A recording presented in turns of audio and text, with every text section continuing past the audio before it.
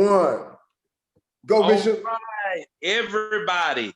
We are happy to be here tonight. I would like to welcome everybody to the Source Seeker Hour. This is the show where we come in and we keep it transparent and we keep it real with issues that are going on in our society today. I am the Bishop, George Sanders, and I want you to know that on this night, we have an array of guests that are ready to get with this thing. There is no other way I can put it. They are locked, they are loaded, and they are ready to share. And I myself am ready to listen and to hear the knowledge and the wisdom that they have to impart on tonight. Also, before we get started, I want to give a big shout out to the Source Seeker himself, Brother Baruti Alexander. We thank Brother Baruti for giving us this platform and giving us this forum to speak. I got some wonderful guests with me on tonight. We are going to discuss the current events that are going on in our COVID-19 pandemic. We also want to talk about race relations, especially with the gas that's being provided by the election that has just happened, which I feel is also fueling a lot of racial tensions as well. And we're going to find a way to even slide a little spirituality in there. Before we get started, I do want to recognize my wonderful guests. Starting off with the ladies, we have Lady Jennifer Cain that is with us. Lady Cain, it's always a blessing and a privilege to have you on the Source Seeker Hour. So we're grateful for you being here today, and we know you got a lot to share. Also, Dr. Sabrina Echols Sampson, definitely an expert that we depend on all the time on the Source Seeker. So we are happy to have her on here today to share her wisdom and knowledge. And also a very close friend of mine, Pastor Chris Times, is with us on tonight. Always a pleasure to have him here to really give us a bird's eye view and to give us a retrospective on a whole nother level. So we have every base covered on tonight. What I want to do real quick is I want to take time, take a minute for everybody to introduce themselves, tell us a little something about themselves and what's going on with them right now. And I'm going to start off with Lady Jennifer. If she could go ahead and get us started. How you doing? Good. How are you? Doing great. Yeah, it's good to see you. I am Jennifer Cain. I'm a licensed professional counselor and a licensed chemical dependency counselor and a newly certified clinical anxiety treatment provider. I am in private practice in the Clear Lake area, but I have not been in my office because of the coronavirus. So I have been providing telehealth services since March. I'm in my office now, currently, just to do this show, but I don't see anyone here. And I specialize in anxiety, which is a lot of what the concerns have been in regards to mental health during this time of the uncertain and unknown and unpredictable, in regards to all the things that you just described earlier. The name of my business is adorncounseling.com is my website, and Adorn Counseling is my business name. And yeah, I can be found there. Oh, wow. Great. Thank you. Thank you. We are blessed to have you on here today. Thank you. Dr. Echols, go for it. Yes. Grace and peace, everyone. I'm Dr. Sabrina Echols Sampson, and I'm a family medicine doctor, also emergency room doctor here in the city of Houston. And so excited. I have a clinic called Butterfly Wellness. It's located in Stafford, 1250 Texas Parkway in Stafford, right near Missouri City. And I work at a standalone emergency room here called Lifesavers Emergency Room, where I've been on the front line. This is our 9th month on the front line fighting COVID-19 and trying to keep people, healthy and out of the hospital. So I'm excited to be with here today to give you some updates and to talk to the people about how to prepare over the next few months that we're going to be going through the surge that we're seeing throughout our city. Oh, wow. Thank you, Throughout the Dr. country. Sabrina Echols Sampson. We are happy that you're here. And we want to publicly thank you and Lady Cain for everything that y'all are doing in this pandemic, because we definitely need y'all services big time. Last but not least, the brother on the show, Pastor Chris Times. Christopher Times, talk to us. Hello, my name is Christopher Times, and I'm a mental health counselor therapist. I'm licensed in Virginia, counselor in residence there. In Texas, I do primarily life coaching, and I also do anger management for a lot of clients and patients here in Harris County. I've done work with youth and adolescents and adults for 20-something years in the mental health field. I've been a pastor for many years. I've done all types of work, outreach, and the like. And I enjoy doing that. I primarily work with folks with trauma.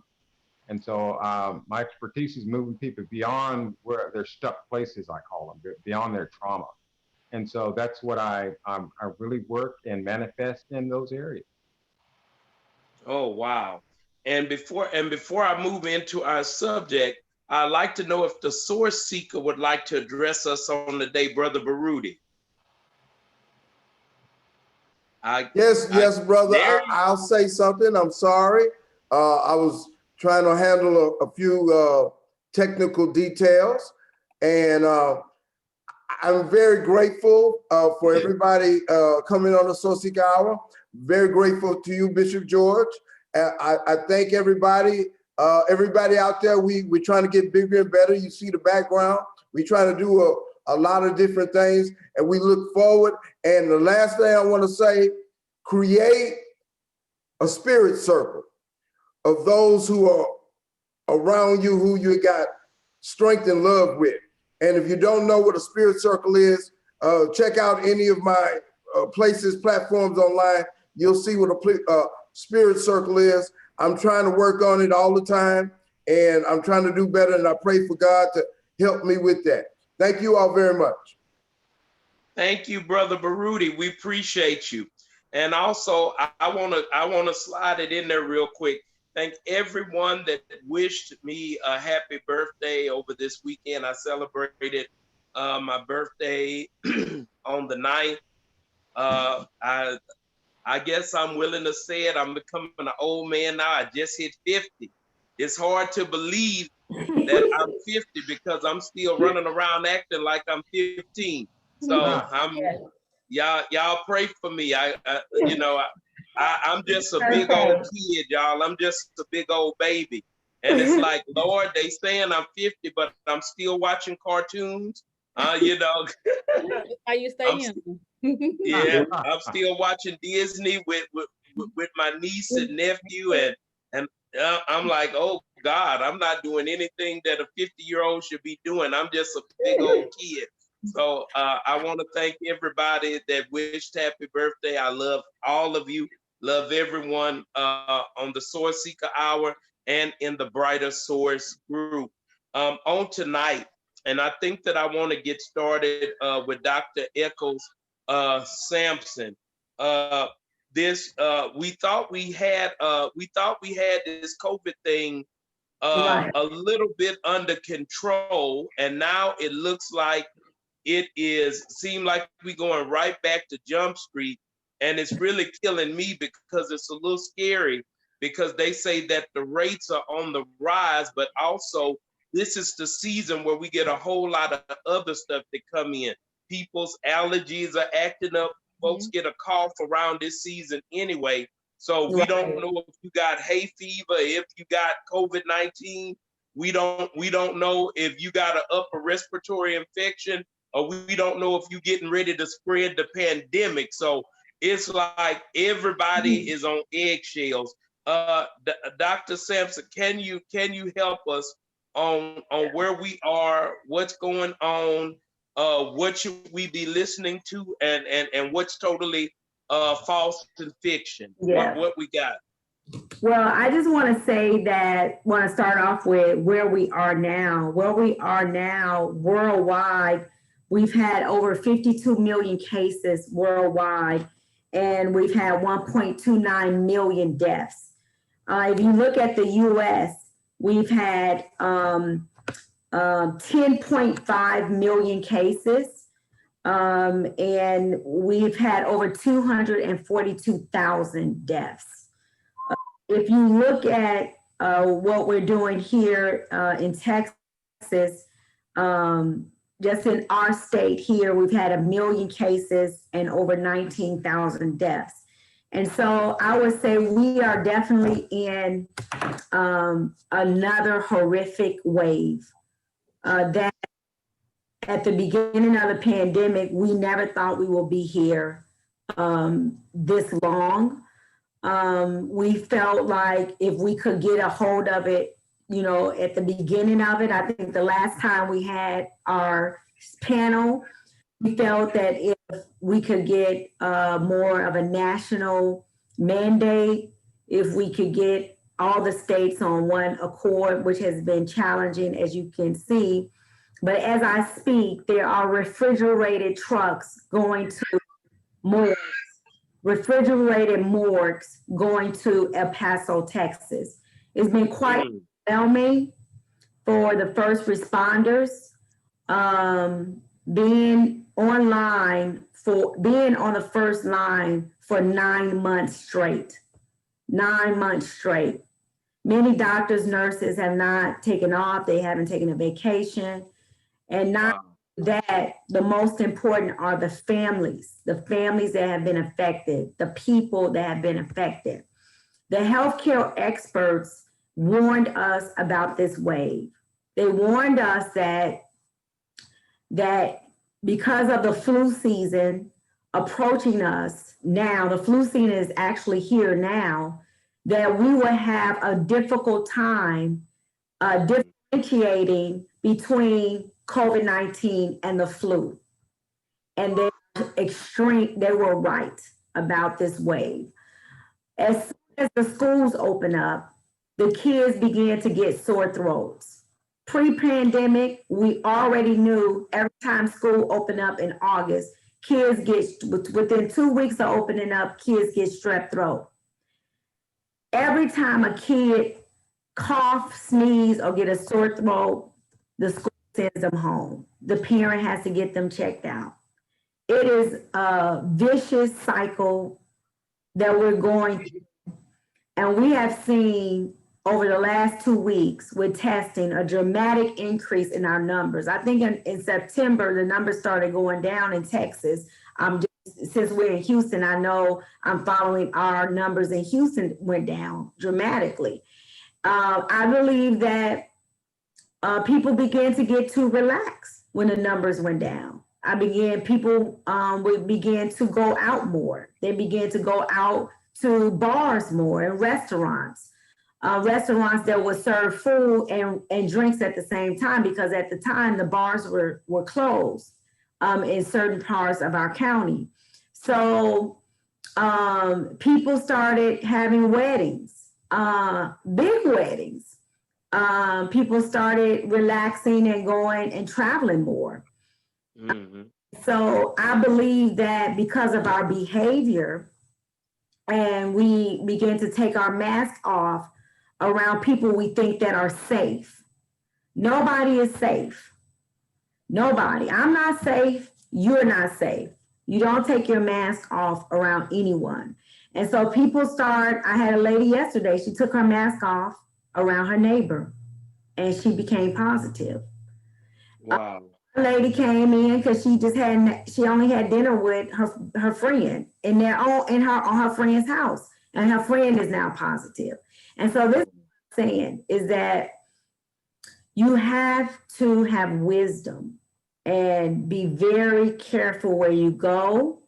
I just posted on my Facebook page that the smart thing to do right now is not to gather. This is the smart.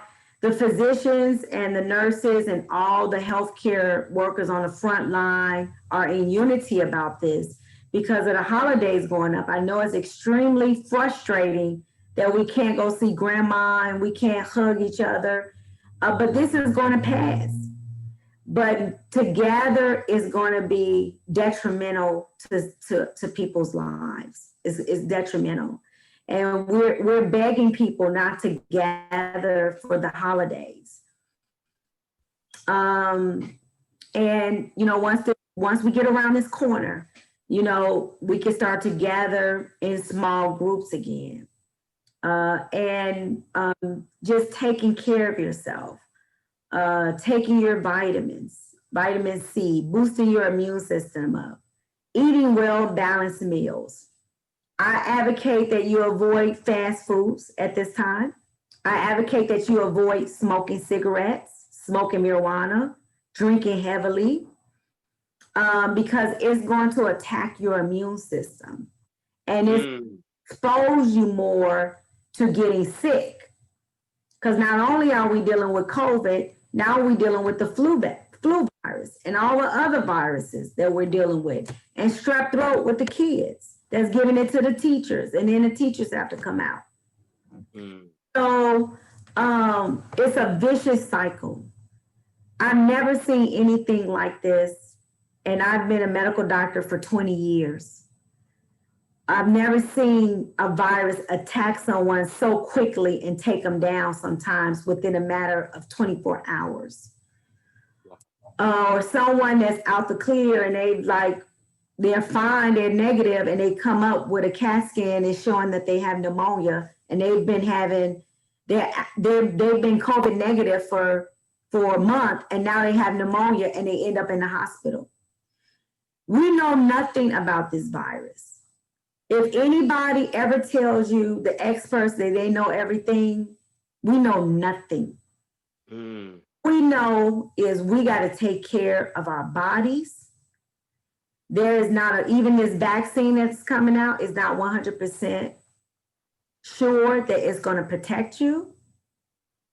We have to take care of ourselves by eating right, by getting enough sleep, by exercising, avoiding the foods and drinking and drugs that is going to do harm to our body. And so that's where I wanted to start off there, is where it is overwhelming to see refrigerated trucks going into different cities. It is quite overwhelming for us to see that. Refrigerated morgues setting up in El Paso, Texas. Dr. Sampson, I do want to ask you this before we go further, before I add our other colleagues in, and it may be putting you in the hot seat, it may be putting you on the grill, but I do want you to share your heart and tell us, because it is an issue with everything that is going on in politics today. I mean, like, it's to the point now to where I feel in my spirit beyond a shadow of a doubt that there is a plan that there will not be an inauguration come January 20th or whatever date that is. But I want to ask you, in your opinion, as a medical professional, which administration is going to be more sensitive and more conducive to the medical needs of the nation concerning this COVID pandemic? Well, I'll tell you one thing, as a medical doctor, I'm not on any side as far as I don't judge if people say they're independent, a Democrat or Republican. I take care of people regardless of their ethnic background, religion, ethnicity, gender, sexual orientation, even their political views. But what I can tell you is that I'm very disappointed in both both political parties, because I feel like both of these political parties have failed the American people. Both of them, not just one, but both. The whole entire administration, the current administration under the president of Donald Trump, has failed. And then those that are also in the Democratic Party have silenced their voice until this election. And so I feel like there is no way I would have kept quiet. I would have demanded that there will be a national program, just like other places in Europe, or in what happened we saw in South Korea, or what we see in, other countries that have a very low positivity rate. Why are we the #1 country? We are ashamed. We have failed the American people. We are the #1 country with the most deaths. The United States of America, that makes up 4% of the population of the world. We're the #1 country. And one of the reasons is we have failed to listen to the people. We have failed to listen to the people. Now, in my personal opinion, I believe that the Biden-Harris administration will listen to the top medical doctors. It's obvious. A kindergartner can see this. You don't have to be a scientist to see that we are wounded and we are bleeding. We're bleeding out. We're bleeding out. And we have failed humanity. We have failed the people. And so no matter what party the people are on, you have to rise up and you have to go into action and walk by faith and not by sight. This to me is not about whose side you're on. This is about saving lives at all costs. And so I feel like the Biden administration will do changes as soon as they get in there to get the virus under control. And one of the things that I hope to see is the tracking, more testing, more tracking, because if they could look at some of the success in South Korea, for example, and other places of what they're done, these people are just superior in tracking these cases and getting people to wear their mask. And wearing your mask really does protect you. It really does protect you wearing your mask. So that's my personal opinion. It may not come into alignment with other people, but I feel like both sides are responsible, in some ways. But I feel like the new administration that's coming up will have more compassion to at least listen to the healthcare advisors, and then make decisions, based on what is being told to them. Wow. Dr. Echols Sampson, thank you. I know you're speaking the truth, because your words kind of frighten me, because I can tell you that on 2 separate occasions, I was rushing and I went into 2 places. I forgot my mask both times, and nobody corrected me. Nobody told me to turn around, go back and get my mask. They let me come in, get everything I needed, and checked me out. And the sad part was that they weren't wearing a mask either. Wow. So I know you are speaking the truth. We have become very lackadaisical, and it's killing us. Because it hurt me, because I got mad, because I said, when you in your car and you jumping out of a car, you got to get gas, go to the grocery store. You forget it, and you'll stop in mid-walk and say, I got to go back to the car, I forgot my mask. And I get that, but it's scary when the people that should want to be protected let you do whatever you want to do. So, Right. I mean, that is such Right. a lack of responsibility. Oh my. I mean, you can see that the minute, just look what happened at the White House. I mean, many of the staff members at the White House are now positive. They're fighting, they're fighting this virus. I just saw on the news today, which I really haven't had a chance to see the news lately, but I saw that even Dr. Ben Carson is positive for COVID-19. He's one of Donald Trump's staff members. And I saw like about 6 new staff people are, because they don't even have the courage to tell Donald Trump that you need to wear your mask everywhere you go. And that's what happened in the Rose Garden, because they have allowed him to do whatever he want to do and say whatever he want to say. And I understand that he's the president of the United States, but you also are a human being. Right. And that virus can infect you too. And all those people in that super spreader event got COVID-19 because they did not have the courage to reach in their pocket and put their mask on. Wow. But he was safe. That, my. I want to see how y'all are feeling. I'm gonna pose, Lady Cain, I'm coming to you, and I'm gonna pose the same question to you. Not that we're trying to start a fight or anything, but with all the political hysteria that's going on, what administration do you feel is going to be more sympathetic and conducive to the medical needs of the nation and the medical community? I definitely agree with Dr. Nichols, because we have evidence. It's not like we are, guessing or trying to predict something that we don't have evidence to support.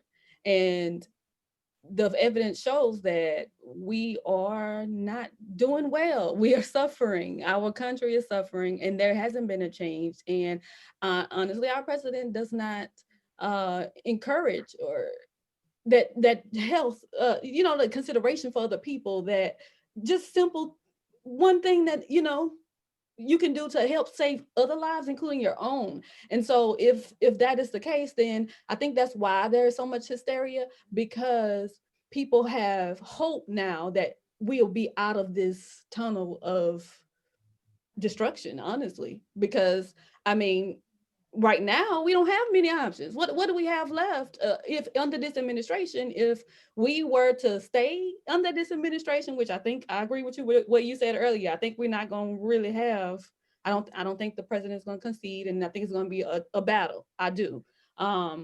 Just from the evidence that is evidence. It's not just something that is being made up in our heads, or we seeing it. So I think that's going to be a struggle. I think it's important for us to preserve our energy, but it's also for us to be just a bit more considerate of one another, and have hope that once all of this is clear, that we can have something to hold each other accountable, because we don't have that.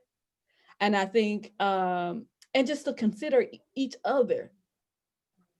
Just thinking about your neighbor, or even if you're not considerate enough to do that, then consider who the loved ones that may be at higher risk.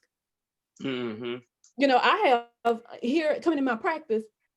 I have type 1 diabetes. Okay, so that's why and I tell you, I'm not coming up here just because somebody says that they want to see somebody face to face and all this. But then you're not considerate enough about what's going on in this world, and putting me at risk. And then if I come and I do this and I say, okay, I have to make my money, I have to help people, and I want to help them face to face if that's what they want, then I will be exposing other people when I have that one person come in my office, which is not a large space, because me being either inconsiderate of other people or being selfish in regards to how I want to make a certain amount of money and make sure my business keeps growing. So those people, when I get those calls, oh, I'm sorry, I can't help you. If you're not willing to do telehealth, then I won't be your therapist. because I need to be, I won't be here to help my clients, my family members, and be here to talk to y'all if I was choosing to not be considerate of other people and then also myself. So I think that's the biggest concern that I have. Politics is just not my thing.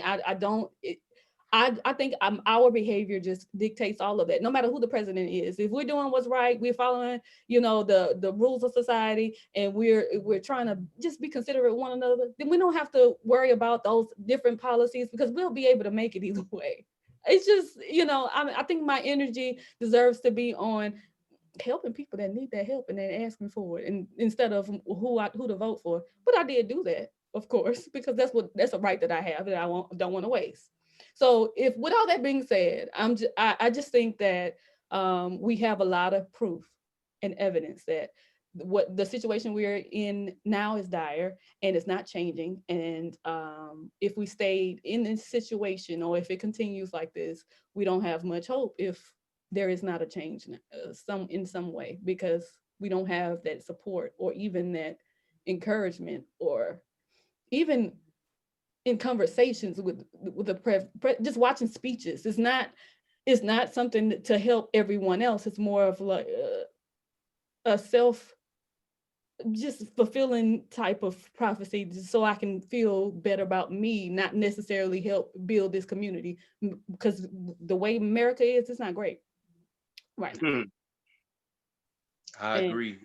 Yeah. I think, we're supposed to be united. This is the United States of America, but we are even the most divided, I think, that we've ever been, since slavery and all those things. I mean, it's sad. And I think we do have hope if we can get some change somewhere in this. Oh my.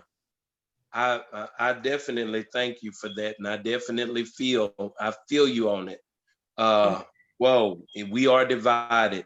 Pastor Times, what's your take on it?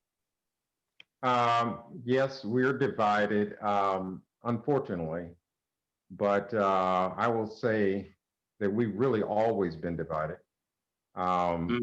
This particular virus has created, I think, a significant mass hysteria, and so people are responding in I think an innate way, which is, let's go to our respective corners and duke it out. And people are doing that in the ways that they know how, and that's generally by color, culture, separation, class, power, dynamics. So this isn't new. This is an old phenomenon. This is something that's always been here.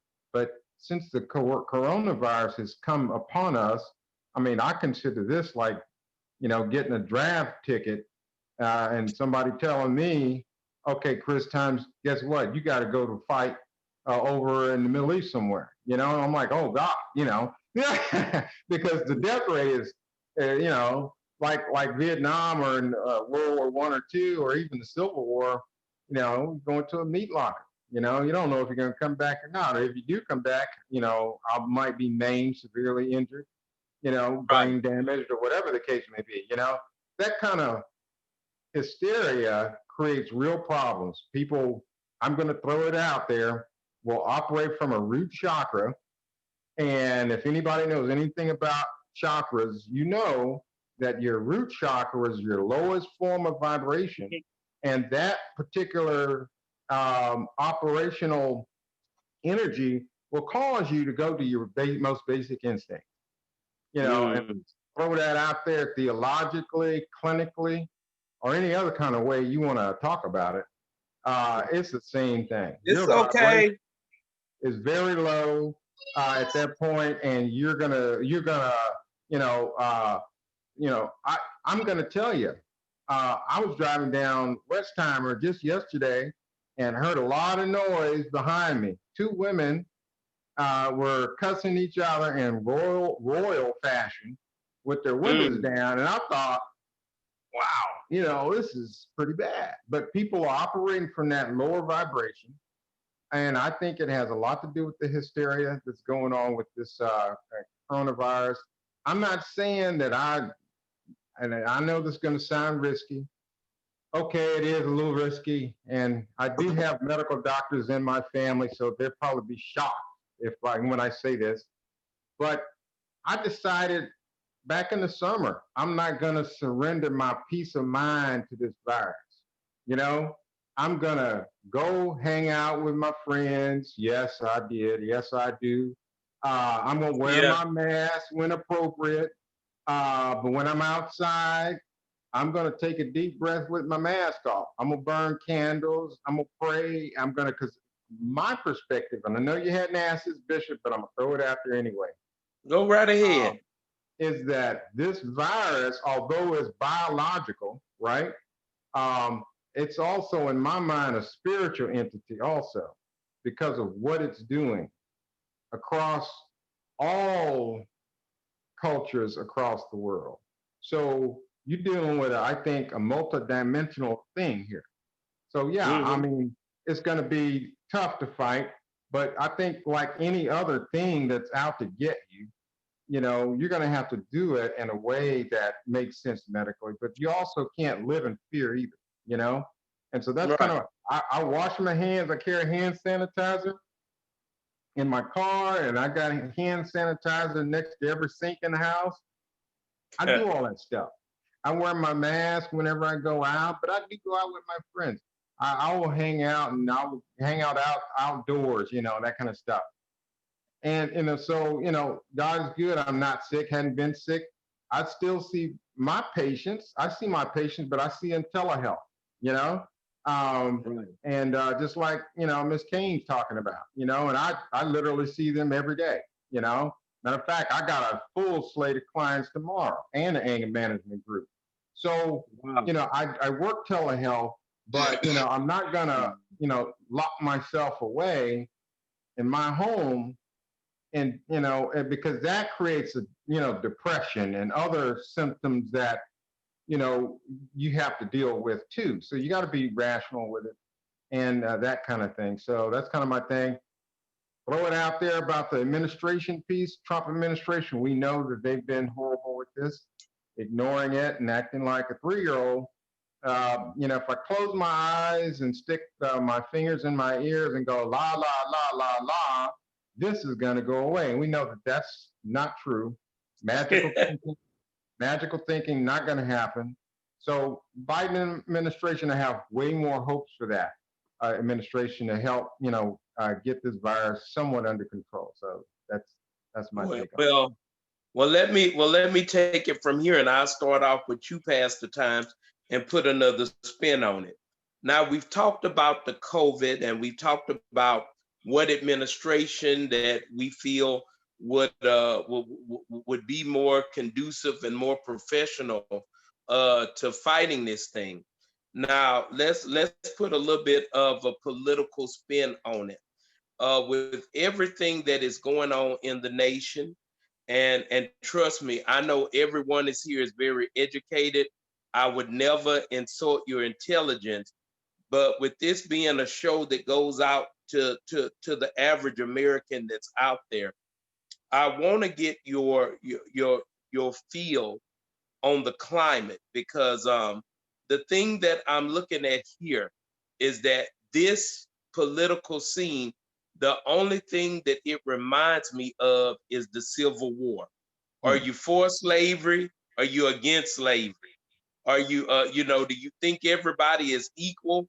Or do you still want to put your foot, or rather your knee, on the neck of the next man? I'm just being real about it. And the reason I'm glad that everyone here is spiritual, because I wanna put a spin on it. I want you to share your heart about what's really going on, because me being in the religious sector, I'm seeing where a lot of religious leaders are abusing their spiritual authority to push a candidate of preference.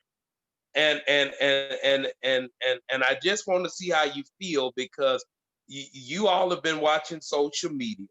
You've seen the things that's going on with the Paula Whites and the Kenneth Copelands and the white evangelicals and all these things that are going on, what do you feel? And just express yourself, say whatever you want to say, but what do you feel is on the horizon? The last time we were together, the question that I asked, is there an impending race war that's getting ready to take place? But I've got to go back and correct myself and ask the question, is there an impending civil war that's getting ready to take place? Will Trump take it to the limit to stay in office? Pastor Times, I'm going to start with you. Well, with this, I'm going to have to take it back about 4 years. With that first election in 2016, I was living in Virginia at the time. I was practicing in a private practice. Trump and Clinton. Right. And I was also seeing patients in the emergency department. So I was triaging patients on a daily basis there. And so while I was working in that environment, you know, I'd been in Virginia and gone through my graduate studies and things of that nature. And I hadn't been called the N-word at all up until that particular election took place. And I was standing in my favorite cafe, the Thunderbird Cafe, and surrounded by beautiful mountains and nice resorts and whatnot. And I was having my favorite, you know, breakfast. And a guy sat next to me and called me the N-word. Now, that causes me to have a bit of a visceral reaction. I mentioned to you before the root chakra, so I responded in a very rudimentary, way. I was taken aback, and I just felt like, hitting the guy. I didn't hit the guy, but I just got up and then walked out because I knew something bad was going to happen if I stayed there. Sure enough, that was just the beginning. That was literally right before the Charlottesville event happened, which, by the way, I lived about 24 minutes on the other side of Afton Mountain from that incident.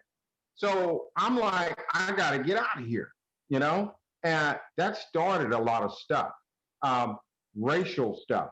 Those folks didn't want me in Virginia. That's why I'm not practicing. If anybody wants to know, you're licensed in Virginia, you're not there. That's why, y'all, is because I'm not going to say they ran me out of Virginia, but I am saying that I was told on a couple occasions, maybe you should go back home to Texas, okay? So I went ahead and took that cue, and I packed my bags and drove back to Texas. And it's because I felt like my life was in jeopardy and I was being threatened. Sure enough, the Charlottesville thing happened right after that. And I'm thinking, okay, it's a good thing I left. And so I think those folks, want a race war. These are the same people that follow Trump. And so, I think that right now, well, you saw it the last 2 weeks, since the election. People trying to take over governments. The FBI arrested people on a couple of occasions, have plots of killing folks, and blowing up, polling locations or whatever they've been trying to do. These folks are serious, And so I'm like, I'm not going to joke it off. I know they're serious. I know these folks want a race war. Do I think it's going to happen? No. But these folks have intention. These militias that are out there, and Texas has its own militias, just like they do up north and in the east. In the west, they really want to create a race war.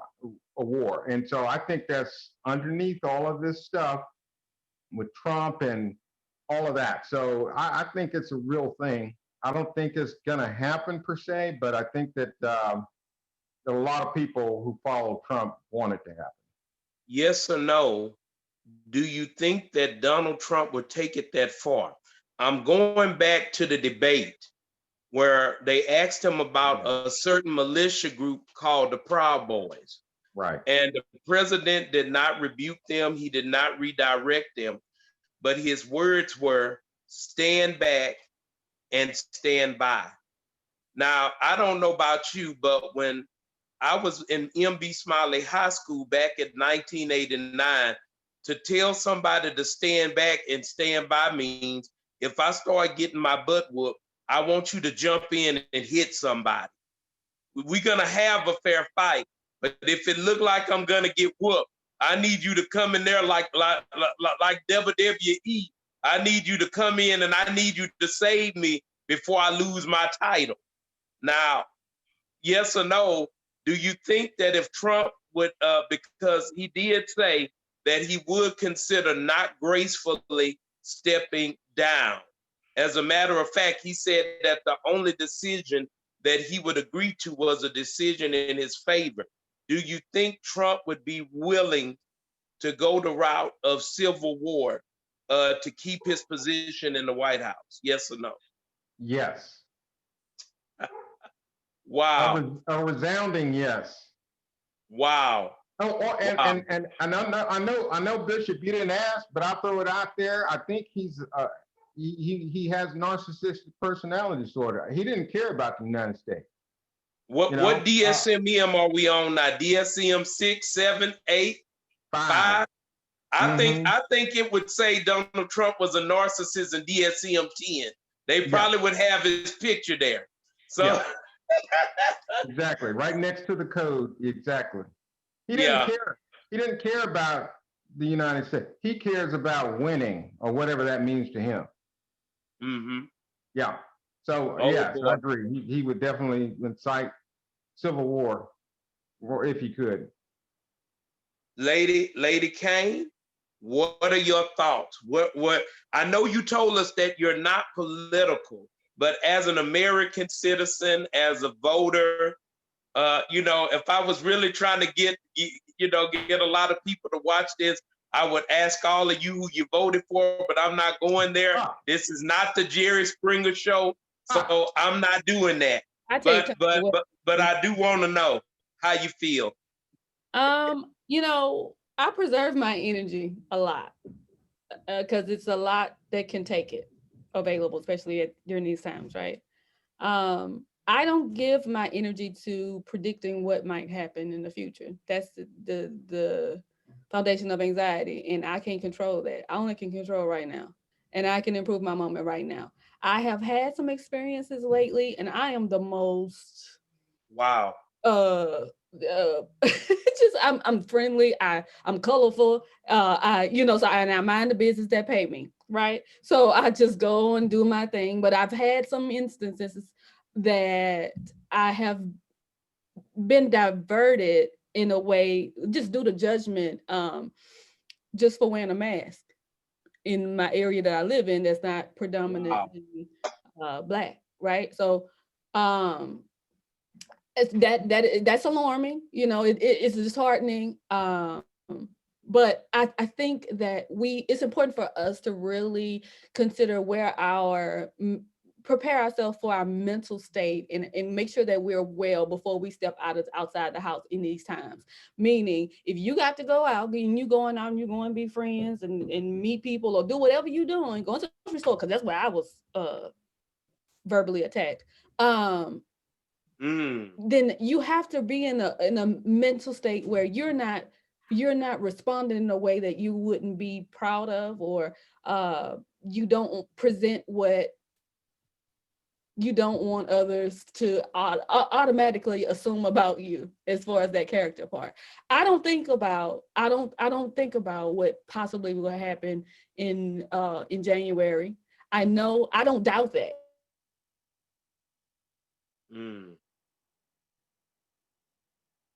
Okay, Lady Cain, I might have lost her for a second, and Brother Baruti will work on getting her back. I lost the volume on her, but I'm gonna. But while we're waiting on Lady Cain to get back, Dr. Echols, I'm putting it in your hand. Talk to us concerning what's going on. It's a state of total chaos and confusion. And that God is not a God of confusion. And so to evoke more anger, I do see the current administration trying to cross that line where where there's a race riot. But just like Pastor Christopher just said, racism has always been in the United States and in the whole entire globe. And even if you look at what's going on in other nations, look at what's going on in even Nigeria, there's protests and people that are coming against their current administrations because of the oppression, because of the brutality, because of the corruption of some of these governments, not only in the United States, but also across other countries that we see, just like our brothers and sisters in Nigeria. And I believe that God hears the cry of his people. You know, just like in Egypt, when the Israelites began to cry, they were in bondage for over 400 years. And I believe that God hears the cry of his people now. And he's shifting, and he's moving across not just the United States, but every nation, even in South America, North America, Asia, Africa, the continents. And people are waking up and they're owning their power.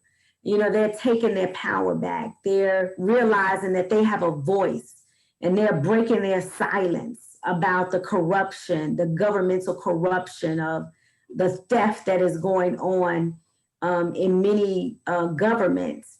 And so now it's happening to us. Racism has always been here. But what you've seen is people have come along and they've tried to put a Band-Aid over it. Just like when I'm in an emergency room and I'm making an incision, I see somebody with a huge abscess. It's painful to have a huge abscess. But in order to heal the abscess, I'm going to have to cut it open. I'm going to let the infection drain out of that abscess. Yes, like I told a patient, it's going to be painful, but you're going to thank me in a couple of weeks because it's going to heal. We've never healed in this country. We've never healed with slavery because what happened with our ancestors. We never healed with the civil rights. Every person has come against this government about slavery and civil rights have been murdered. They have been assassinated by this government. Our people they don't trust the government. They don't trust public health. They don't trust doctors because of what we have done to them, because of what other people have allowed. And that's why I said, no matter what administration you're for, no matter what political party you're for, if you have been remaining silent, then you are on a part. You are doing damage to your own people. You're doing damage. You're creating the abscesses that I gotta come and cut open. And so to have this infection to heal out. Racism is a principality. And the Bible says that we don't fight against flesh and blood, but we fight against principalities and rulers of darkness and powers and spiritual wickedness in heavenly places. And I'm telling you, insurance companies, I'm fighting against these principalities for the people to have a right to go to the doctor, to get the medicine and the exams that they need. They take money out, those that are working, they take money out of their paychecks every 2 weeks. Yet, when we're trying to get them the medicine they need or the ultrasound or the CAT scan, the insurance company comes against the people. This is a principality. Racism is in every sector industry. It's in healthcare, it's in the church, it's in the pharmaceutical companies, it's in Congress, it's in the White House. In every sector that you can think of, there is racism. And that's because the people are afraid to talk about it. They're afraid to come up against. They're afraid to come up against these institutions. But that's why we have to go in the spirit realm, Bishop, and you'll by faith and put on the full armor of God. You know, as a woman of God, as a minister, as a doctor, when I go in every day, I got the full armor on. I never take it off. I already know what I got to deal with. I already know what I got to come up against. It's these principalities. And you know, you can't put a Band-Aid over an abscess, because that infection eventually is going to rupture, and it's going to take you even longer to heal. Am I right? So that's what's happened with our people. You put a Band-Aid over this racism, and now you're saying, oh, what happened? Oh, racism is coming. No. It's always been here. But you try to put a Band-Aid over it with a little pretty face smiling over it like everything is okay. Everything is not okay. We don't have equality in our schools. Go to the schools in the suburbs, compare them to Harris County schools. I mean, in Houston, HISD schools. We don't have equality in the judicial system. Look at the injustice. Look at the sentencing laws with our African-American young people compared to Caucasians. We don't have equality with insurance. We have racial health care disparities that are worse than they were in the 50s, in the 1950s, I'm saying. We have more African Americans dying of cancer and end-stage renal disease, on dialysis and strokes than there were in the 50s, in the 1950s. So the racial healthcare disparities is a principality that we've been fighting. You can't put a Band-Aid on an abscess because it's going to rupture. Wow. And that is what the United States of America says, like Native American Indians, let's put these people over here and we'll take good care of them. That's the worst thing that could have happened. The United States, and I tell patients all the time, if you're waiting for the government to take care of you, I'm a cop to call cold blue on you. I'm a cop to call 911 because they are not going to take care of you. You got to take care of yourself, and we got to start looking out for each other. Oh my. I got some real strong feelings about that. You know, everybody try to pity. I mean, that's why we need Jennifer Cain, and we need more people like Christopher to mentor and counsel. People are discouraged. Definitely. Angry. They're frustrated. They have lost their lives. They lost their jobs. They have lost their family members. I got one family, they lost about 5 family members to COVID. It's just been unreal. It's just been unreal. And people are just like an elephant sitting on their chest, like they can't even take a breath. One blow after the other. Wow.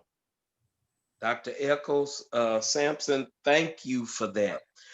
This is what I want to do, because we lost Lady Cain due to some technical difficulties, and I don't believe she was finished saying what she was saying. What I am going to do, because I just got a call and I'm gonna have to step out. This is the Source Seeker Hour, but we knew that this discussion was gonna run over a bit because it's one with a lot of passion. And it's a very sensitive subject.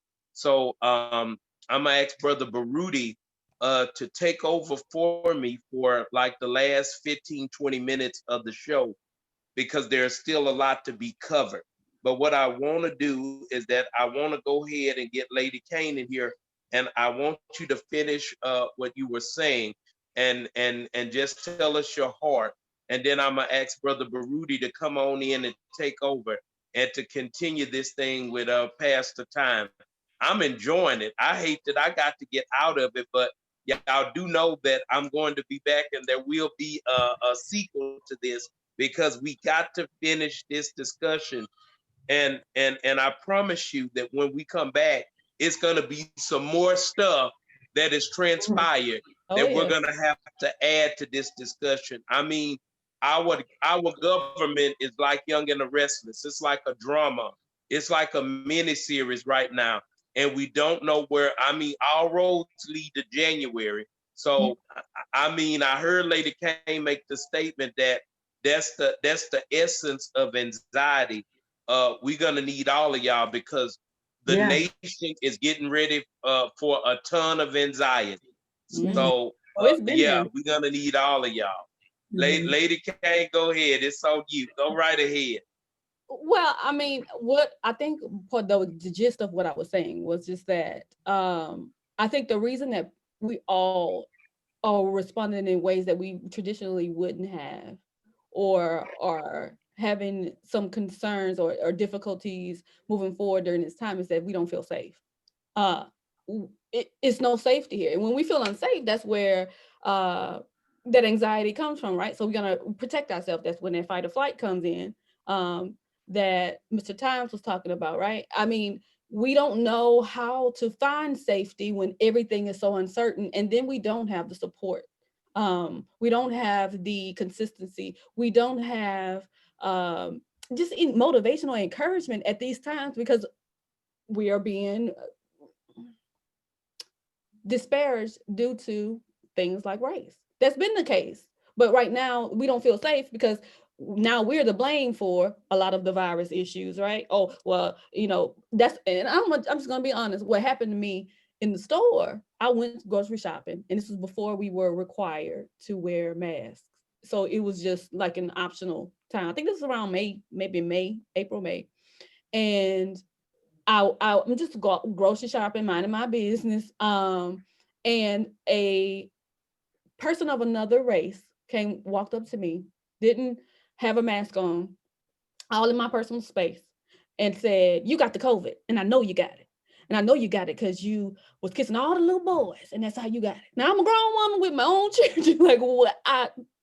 It made no sense. And after that, I struggled for a while, because I'm like, oh well, I tried to justify it. Oh, well, my hair always colorful, and I had on workout clothes, so I might have looked younger. You couldn't see my face, and I'm trying to make excuses for stuff because I couldn't understand, and it didn't make sense to me why I was being attacked for doing something that actually was considerate of the community, minding my business in the store.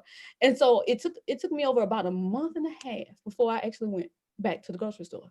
I would make excuses for myself. I told my husband, yeah, I need you to go. I can't stand when he goes because he don't never get the right stuff.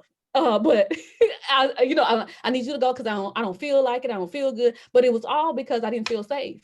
I felt like I'm, me minding my business, led to someone coming in and putting my health at risk, because you wouldn't win. I don't know how you live, sir. But he felt that it was okay to say that to me. I think because of the current climate of the world. I think it was a part of, he feels uncertain. I don't know what's going on at his house too, but it was okay to say that, because I believe also I was the only Black person in the store other than the people that work there too. So I'm saying all that to say, when we don't feel safe, we try to find that safety in some way, and then that ends up turning into anger, because we feel unsafe, then it's anxiety, and that's always the primary emotion. It's something a primary emotion before we become angry. But after so many examples and all these experiences, it just ends up being unmanageable in a lot of ways. And I think that's why I continue to say it's important to preserve our energy. If we know we're not in the best space, and we're not we're not feeling well emotionally, then we might want to be selective about where we're going. Just so that, because that's when those moments pop off. Earlier, Mr. Pastor, I'm forgetting his name since he left me. But I know he said that he, noticed how he went to the store and nobody said anything about a mask. But it's not safe to say, hey, put on your mask in this environment. It doesn't matter who you are, because you don't know what the response is going to be. And so we all are just fighting against each other, because we also are afraid of, our safety being threatened. And it doesn't matter what race you are. This is not normal. This is not something that we're familiar with dealing with. This is a world that we never knew before. So it's scary. It doesn't matter who and where you are, where you're from, and nothing else. This is scary. We don't know what tomorrow is going to bring a lot of the times, especially here. So we have to just really take our time to acknowledge that, process our emotions, be able to reach out to support, do things that we do actually have control over. Just acknowledging what we do have control over, and just accept the things that we can't control, and change the things that we can. I think that will make a huge difference in what our world looks like, or at least how we feel about it, and and if we feel safer in that world we're in now. Blessings, sister. We say thank you to Brother Bishop. Thank him for the introduction of the Source Seeker Hour tonight. And we want to continue. And I want to say, Sister Jennifer, with all the things going on, the pandemic, the stresses, people out of work, people have so many stresses going on. We got to find some kind of higher power. We got to find something. What I have been talking about is the spirit circle, trying to strengthen your circle of friends. You can talk quite a bit to them, but sometimes you don't reach out to them in a way that is meaningful. And a part of what I am talking about, and a part of this time, is to find a way to strengthen your bond, strengthen your love. And there's so many things happening. I agree. I wasn't originally going to host tonight. Bishop did have an emergency, and we thank him. And we're going to continue this. The next Source Seeker Hour of this episode will be on the 26th of November. And I want to make sure I give everybody an opportunity to talk as we get ready to end the show. I'm gonna come back to you, Sister Jennifer. I want to go to Brother Chris Times. Brother Times, give us your final word and how you can be reached. My final word is that we have to always be mindful of what powers and compels mass events that are worldwide and that basically are causing calamity across the earth, namely this current pandemic. Who benefits, right? So I always consider those things, and also the spiritual aspect. How's that affecting positive or negatively us as human beings, and biologically? So we've got a lot of things to look at here.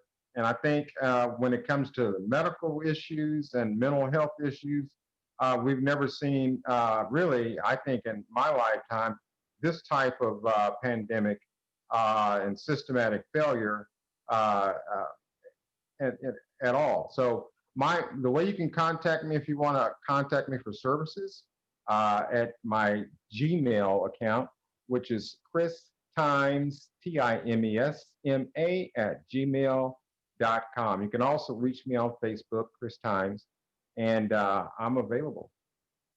Thank you very much, my brother. Thank you always. Blessings. Thank you very much. Blessings again. Dr. Sabrina, final strong word and how you can be reached. I just want to reiterate to everyone that even as we approach January with a new administration, COVID-19 is not going anywhere. We may have a new administration, but we still are going to be dealing with the pandemic. We've been told by health experts that we're going to be dealing with it for the whole entire 2021. So with that being said, we have to continue to take care of ourselves.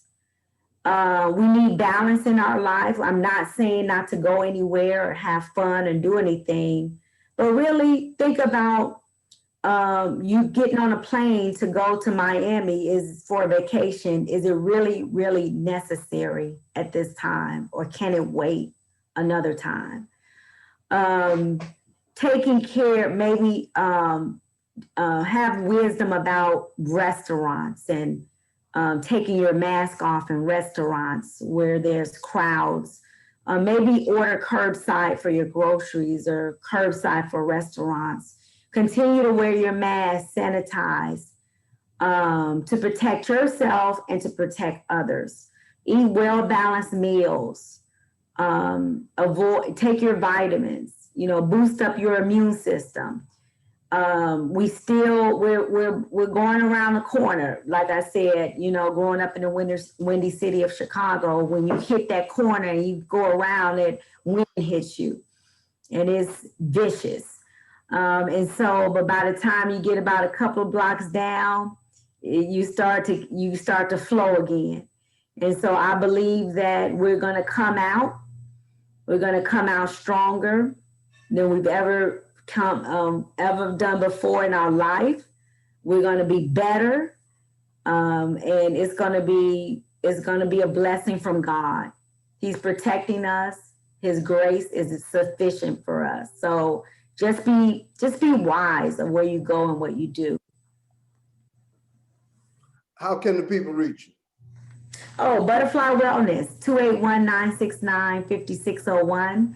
DrSabrinabutterfly.com is my website. Also on Facebook, Sabrina Echols. And my email is butterflywellness1212@gmail.com. Thank you. Thank you. Blessings. Thank you very much. I want to say again, this conversation will be continued on November 26th. This is the Source Seek Hour. This is our 64th episode. We are continuing stronger and stronger. New things happening every day. And we appreciate all our audience out there. We're on Facebook Live. We're here on Zoom. And we will be continuing every Thursday. And if you don't know, on Tuesday, I do a kilowatt flow discussion, which is a conversation with the public. You can reach me at that time. We could talk personal one-on-one if you would like at that particular time. Sister Jennifer, from a mental aspect, all that we're going through, I've had those incidents happen in the grocery store that you talked about. And they do rattle you. They rattle you for a while. You were asking, what did I do to cause that in a way? You were asking that. And those kind of thoughts run through your mind and you get all these kind of jumbled ideals and it stigmatizes you and it stagnates you and it upsets you. And that's one of the things, excuse me, give me a second. That's one of the things that we want to talk about on the Source Seeker Hour and the Brighter Light series is those difficult things that we go through, because we first got to start healing ourselves before we can accomplish anything. We first got to start healing ourselves as a people and have self-love for ourselves. With all that being said, how are we going to get through these times that we're in? And then after that, please share with us how you can be reached.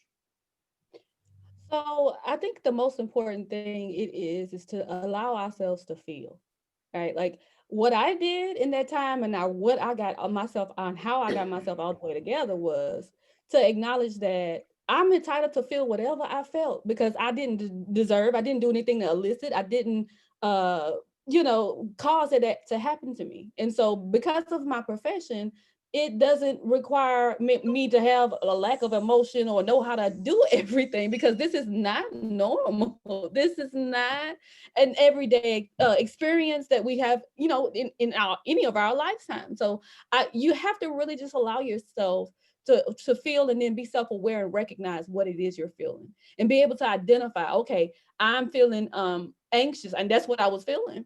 I was feeling stressed and anxious because I didn't feel that that was warranted, and I didn't understand what happened. But then I put myself in a higher expectation, I think, and that was unrealistic, that I wasn't supposed to feel it, and that it, because I help people with their emotions, mine didn't really matter in that time. And I'm a therapist, so I don't have to, I shouldn't know how to deal with it. That's not realistic. That's not true, because I still have feelings. We all do, and sometimes they're not we don't understand where they originate and what happens or why it happens. But if we just give ourselves the ability to feel it, recognize it, and then learn from it and move forward in regards to us learning from it, then we are able to be successful in managing our emotions. And that's the most important thing. Every day we wake up, we have to recognize that, one, the positive things that we do have.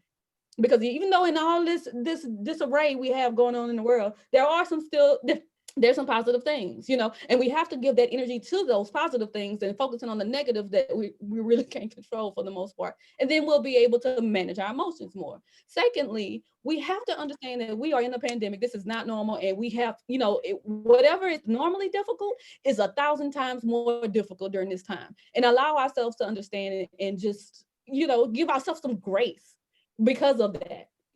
No matter what your role is and what's going on in life right now, that is something that's making life a lot more difficult. Lastly is what Dr. Nichols explained, which is just that self-care. Sometimes taking a break when because your body is working overtime now because we are more anxious, right? You got to give yourself a break sometimes when it's due. Everything can't be done that day. Everything is not priority in that moment. And so just allowing ourselves to, take a nap or call a friend and talk and, just watch your favorite TV show, anything that gives you a moment of relief where you're not thinking about all the things that's wrong in the world. When we get to that space and we don't learn to be more mindful, as Mr. Time said, then we learn how to be present in the moment and not try to predict the future. And then that minimizes a lot of anxieties that we have. If we really be present in our moment and do the best, because the only thing we can always do is improve our moment. We can't control what the future brings and we can't go back to the past, but we can change right now and how we feel right now and what we're doing with our time and how we preserve our energy. So the way to contact me is at my website, www.adorncounseling.com. I am available. All of my contact information is available on my website. I do also have a page on Facebook, which is the same, Adorn Counseling.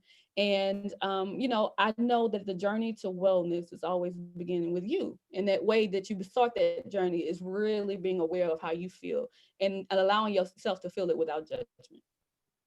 Yes, ma'am. What I'm hearing is you're saying one day at a time and don't get so caught up in the mess. Is that sort of kind of? What can you do about it? Yes, that is so very true. That was exactly it in the short version. Yes, ma'am. Yes, ma'am. This is the Source Seeker Hour, our 64th episode. I thank our guests, Sister Jennifer Cain, Dr. Sabrina Echols, Brother Christopher Tyres. We thank again Bishop George. Check with us next week. Check with us every week here on the Source Seeker Hour. Powerful episodes every week. I'm your host, Baruti Carl Alexander. Everybody have a beautiful evening. Take care. Thank you very, very much.